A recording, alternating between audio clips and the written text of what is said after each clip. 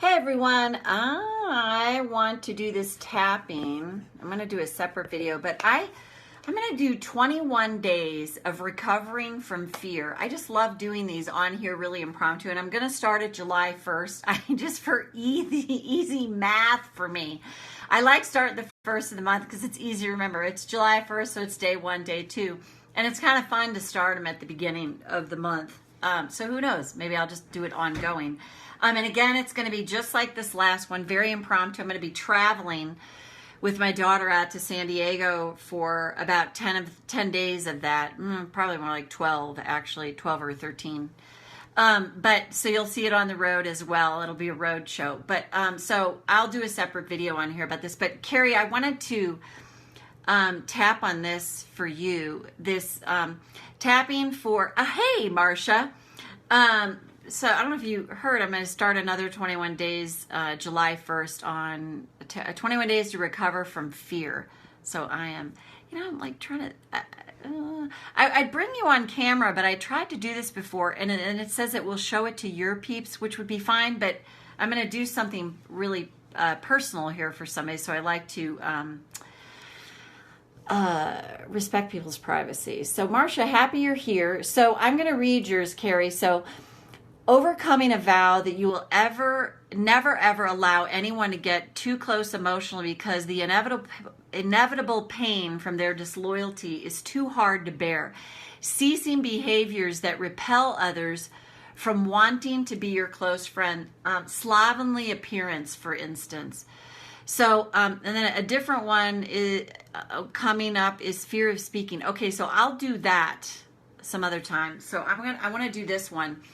This idea of making vows. So very often we do make unconscious vows. As children, children can hate their parents and they will be loyal to them because they need their parents to be right to feel safe, especially when they're very young. Because if they're not, it's like, ooh, what's going to happen to me?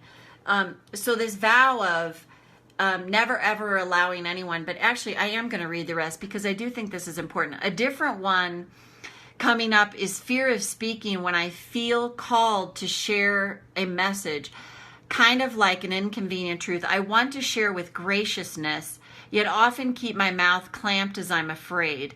I'm sure the message will be life-changing for those who are open to investigate further dangers of heavy metal toxicity, for instance, or sharing what the Bible really teaches as opposed to dogma and human tradition. I suspect there is more. My early childhood issues are being trained to be depersonalized. So this really ties together, actually. I love people, yet I'm afraid of them. And maybe they feel the fear of energy and are repelled. So, Carrie, I would agree. I would totally say this is true, just energy. And I know repel, it's such a freaking strong word, but we'll use it here. It's just, I do think we armor ourselves. I like to say it this way better. I just want it to be less judgmental because, my God, I think we've all spent a lifetime judging the shit out of ourselves. So, we armor ourselves, we protect ourselves. Even better word, protect as opposed to repel. So if you're, quote, repelling people, or repelling money or repelling work you love, you're actually unconsciously trying to protect yourself on some level. And I cannot say that enough because the biggest thing in any tapping is to deal with the judgment first. So next part, my dad raised us in a detached, depersonalized way with zero consideration for emotions. His baggage, I now realize, so I'm sure intellectually, my guess is you realize, intellectually, yeah, it's totally his baggage, it's true. A mom with a critical voice. Oh my God, I was just talking to my husband the other day about my mom. And I've tapped through this, so I can say it now and laugh, but oh my God. With my dad was very critical too, as a very, very devout Catholic who should have been a priest. My mom with a critical voice who is stressed to the max and had poor programming. Yet my authentic self is very, very longing and craves intimacy, deep relationships. So This is so beautiful, Carrie, and thanks for bringing this up because it's so true. Our true self is loving, is kind, is connected, is embracing, is inclusive, is cooperative. It's not competitive. It's not, right, Marcia. Hello in the mom recovery group. So it's so flippin' true. And my mom would have been 93 yesterday. So my mom was born in 1925. My dad was born in 1921, and they both passed away at 81, but 4 years apart. So they both been gone a long time. But I totally see, the programming in that generation. It's just like, and I'm on the cusp of a lot of the messages I got from parents born in 1921. It's like no feelings, they're off limits, they're not okay, don't feel, like do whatever you can to just crush your feelings, which is such an authentic part of us is our emotions. We were installed with this amazing palette of emotions, so why should we not feel them no matter what they are? So I could blab on forever. But let me just start tapping on this, Carrie. This is really, really awesome. Oh, I got it, Marcia. I think sometimes I want to call my mom Mim. Although it's funny, my sister's sister-in-law, her name's Mim. So there you go. I think you were channeling that. So karate chop. And I'm going to look over here so I can include these. Even though I know I made a vow, like a strenuously overwhelming vow, that I will never ever allow anyone to get too close emotionally, because inevitably I will suffer such pain from their disloyalty, and I can't bear it again. Because it was so crushing as a child. Even though I know I made this vow, but I would really like to release the behaviors, the need to protect myself from others. The truth is, I want close friends. Marcia, Jewish mom, she was the only child. Oh, right. She was critical to herself, of course. That's why they projected out onto us. I'll tell you a story at the end of this, Marcia, about my mom. Hopefully it'll make you laugh. It's one of her finer moments. So feel free to tell a story about your mom. Even though a long time ago, I had to make this vow. I had to survive. I chose to armor myself, to protect myself from others, because I couldn't handle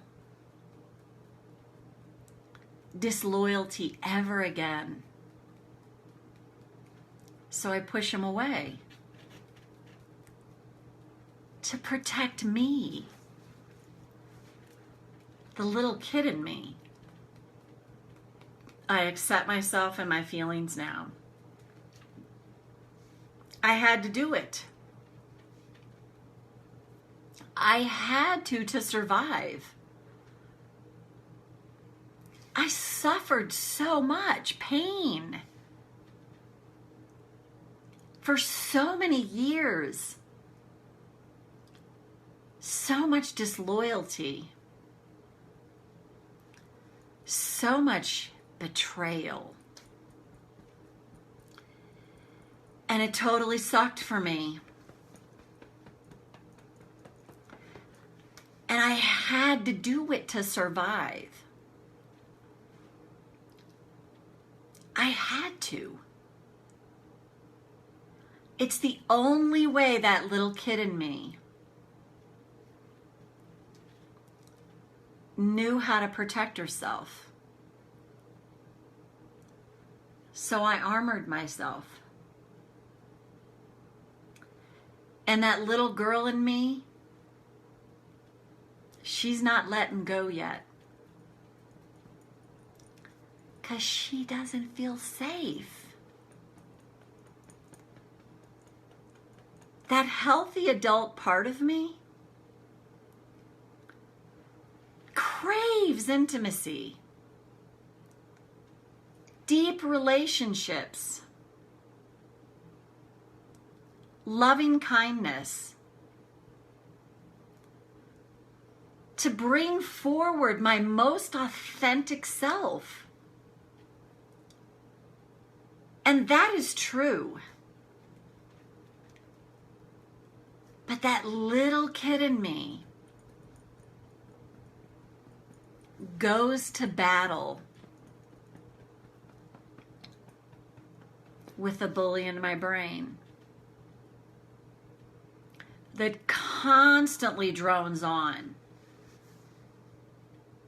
The hypercritical voice that parachutes in any chance it gets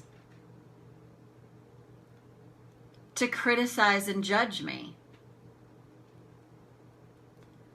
To judge that young child in me. Hey, Evelina. That was so terrified. So totally terrified to connect with people.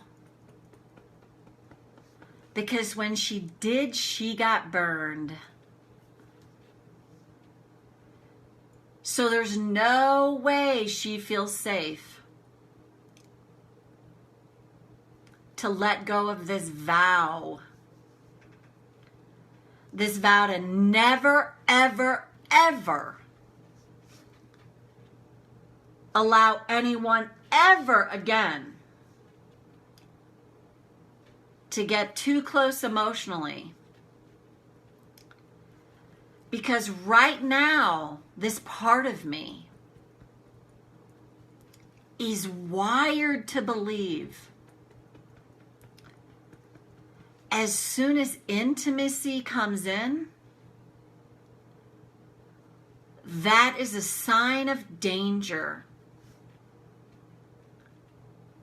Danger, danger, don't get close. Don't do it, run away. That is so unsafe. Stop it. Stop it right now. Pull back. You're entering the danger zone. Don't you dare do it. Don't you dare let people in. It's going to be a crushing blow if you do. You're going to be devastated all over again. And I'm giving this part of me a voice. I'm giving all parts of me a voice. The child and my bully are at battle. My authentic self wants connection. Deeply craves it. And what if all I have to do right now is just honor these voices? Honor these parts of me. Give them a voice like I'm doing right now. So I can release the resistance around this. And what if by doing that and taking all that self-judgment and chipping away at it to release it, thought by thought and emotion by emotion. What if by doing that, my authentic self now has the space to come through, to be called forward in me, to start to connect with people authentically. Maybe actually enjoy it. And when I feel the fear surface, that's when I know to tap. Oh God, I'm starting to really get close to somebody. That's so terrifying. That's the perfect opportunity to notice it, tap, and take a little step forward. That's my roadmap to success. Just each and every day, commit to noticing my fear thoughts and tapping to interrupt them. And the more I do that, the more my authentic self now has the space to come shining back through. And take a breath. So, couple, just quick thing. I don't know if I've said it on here, but I always seem to want to know when I've said it before, but does it really matter? When we got our oldest cat now, our male cat, Manny, we rescued him because I wanted to rescue a black cat because there's all kinds of, just programming around him, and they don't get rescued as quickly. So I brought him home as a kitten, and he followed me everywhere. And all of a sudden, one day, I'm getting up from, my husband and I were sitting in the living room, and I get up from my chair to go to the kitchen, and he's following me. My cat. Not my husband, my cat. I look at my husband, and I go, oh my God, my intimacy issues are totally getting kicked in here. This cat is like so attached to me. It was hilarious to me that like my intimacy issues got triggered by a cat. But it was so, and my husband started laughing about it, and it was so real. Like I really noticed it. And then I was like, okay, and I had tapping then, so I was like, oh, okay, I can tap. And that's, to me, for you, Carrie, who wrote this, and Aveline, if you have any of this, and Marcia, if you're still here, it's when you notice it, that's the time to, I love those lines. I choose to feel love instead. I choose to see love instead of this. What's the other one? All of a sudden, love did not create this thought. Sorry, I had a brain fart there. Love did not create this thought. Those are nice little short interruptions because it's true.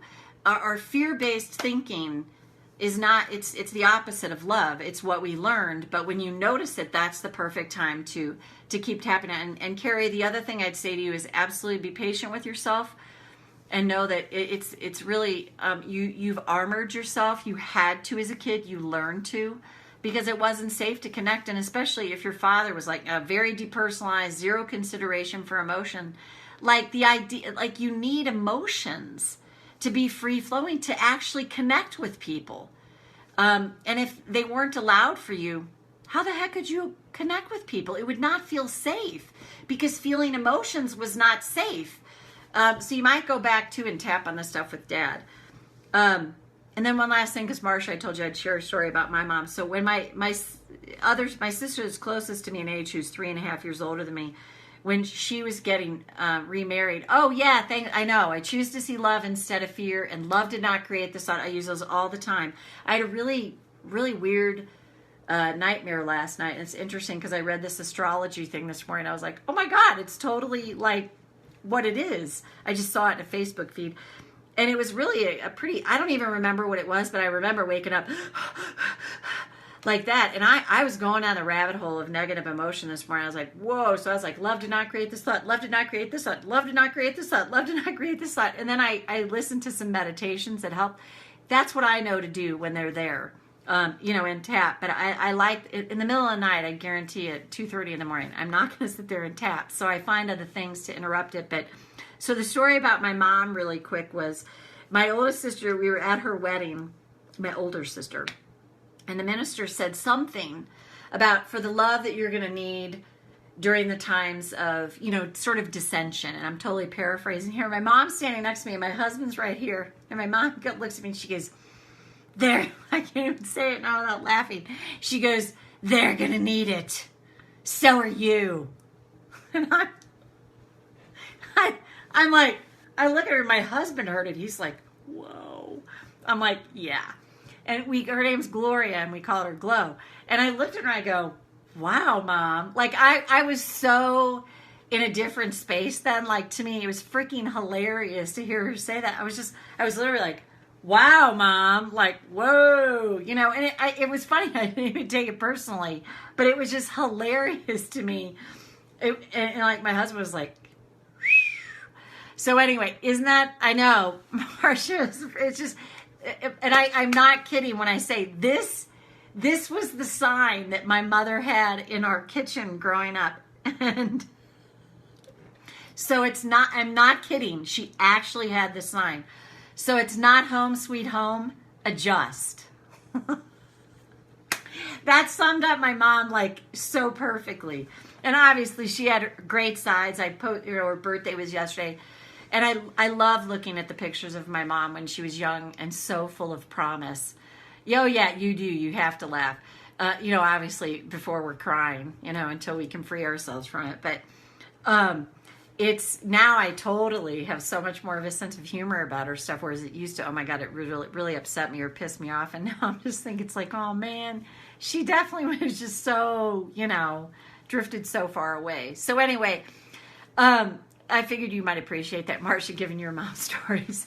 So, Carrie, I hope you find this helpful. Evelina, happy you're here. Marcia, happy you're here as well. And so I'm going to do another post here really quick. I'm going to start 21 days of releasing fear starting July 1st.